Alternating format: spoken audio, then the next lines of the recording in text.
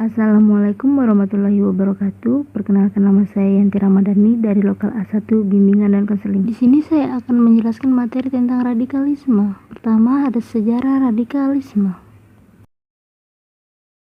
Menurut Encyclopedia Britannica, kata radikal dalam konteks politik pertama kalinya digunakan oleh Charles James Fox pada tahun 1797. Ia mendedikasikan formasi radikal. Dengan istilah itu digunakan untuk mengidentifikasikan pergerakan yang mendukung formasi parlemen. Sejarah radikal dilihat dari secara umum adalah sejumlah organisasi politik yang menyebut dirinya sebagai partai radikal. Dalam kenyataannya, sejarah pihak yang berkuasa atau pihak yang tidak mau kekuatannya dilemahkan selalu menunduk pihak lain lemah. Dilihat dari sudut pandang Islam, radikal sudah mulai ada sejak diutusnya Rasul pertama, Nuh alaihissalam. Kaum beliau tidak segan-segan mengejek dan menghina Nabi Nuh alaihissalam untuk mempertahankan keyakinannya yang mereka anut. Selanjutnya, pengertian radikalisme ada 3, yaitu dari sudut pandang bahasa, dari sudut pandang keagamaan, dan dilihat dari secara umum.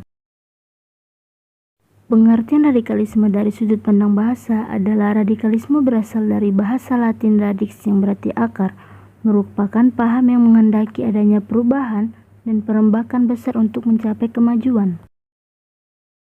Pengertian radikalisme dilihat dari sudut pandang keagamaan adalah radikalisme sebagai paham keagamaan yang mengacu pada pondasi agama yang sangat mendasar dengan fanatisme yang sangat tinggi.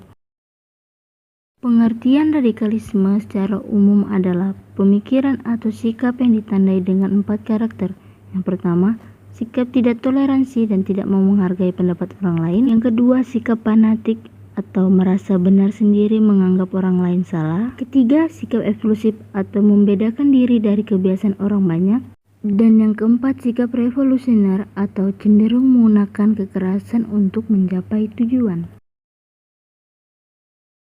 Selanjutnya, pandangan Islam tentang radikalisme. Pandangan Islam dalam radikalisme tidak pernah ada unsur pemaksaan agama terhadap orang lain. Karena masalah kepercayaan adalah sesuatu yang prinsip antara makhluk dengan Tuhannya, adapun upaya penyebaran agama merupakan perintah Allah yang aplikasinya dilakukan secara persuasif. Bagaimana firman Allah dalam Quran Surat Al-Baqarah ayat 256 dan Quran Surat An'am ayat 108. Kemudian berdasarkan 2 ayat tersebut, jelas bahwa Allah tidak menghendaki adanya pemaksaan beragama Islam bagi orang yang tidak meyakininya. Karena pada dasarnya setiap manusia telah memiliki fitrah beragama Islam yang merupakan perjanjian pribadi dengan Sang Khalik sejak berada dalam kandungan. Fitrah tersebut ada kalanya terkubur. Oleh karena itu, setiap manusia harus senantiasa mengasah alat-alat potensi yang dimilikinya untuk mengenal Tuhan yang sebenarnya. Namun ketika telah menemukan jalan yang benar, umat manusia tidak dibenarkan melakukan penyerangan, baik secara fisik ataupun psikis, karena akan berdampak pada timbulnya konflik.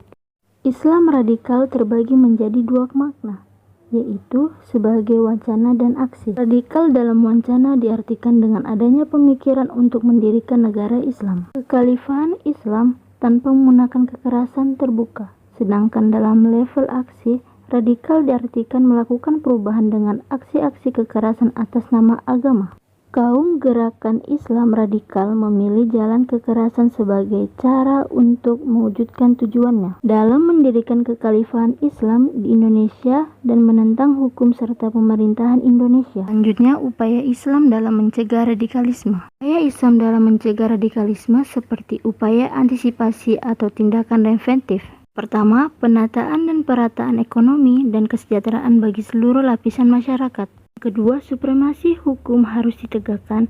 Jika tidak, hukum hanya bagian dari rakyat semata. Sedangkan para penguasa laksana seorang dewa yang mansum dan memiliki kekebalan hukum. Yang ketiga, menstabilkan situasi politik karena sangat berpengaruh terhadap segala aspek perkembangan pertumbuhan ekonomi dan hukum. Yang keempat, menanamkan nilai agama sedini mungkin sehingga segala tingkah laku manusia dibaluti oleh nilai agama. Selanjutnya, ada upaya Islam dalam mencegah radikalisme, adanya upaya penanggulangan atau usaha resepsif. Yang pertama, menanamkan kesadaran yang setinggi-tingginya kepada masyarakat. Yang kedua, memiliki kemampuan untuk mengolah akal dan pikiran, bahwa tindakan radikal tidak layak untuk dilakukan masyarakat. Yang ketiga, memberikan pengarahan dan pemahaman kepada para tokoh agama bahwa agama sangat melarang tindakan radikal. Yang keempat, memberikan sanksi atau hukuman bagi pelaku tindakan radikal. Baik, itu saja materi yang dapat saya sampaikan. Bila ada kekurangan dan kesalahan, mohon dimaafkan. Terima kasih, semoga bermanfaat. Wassalamualaikum warahmatullahi wabarakatuh.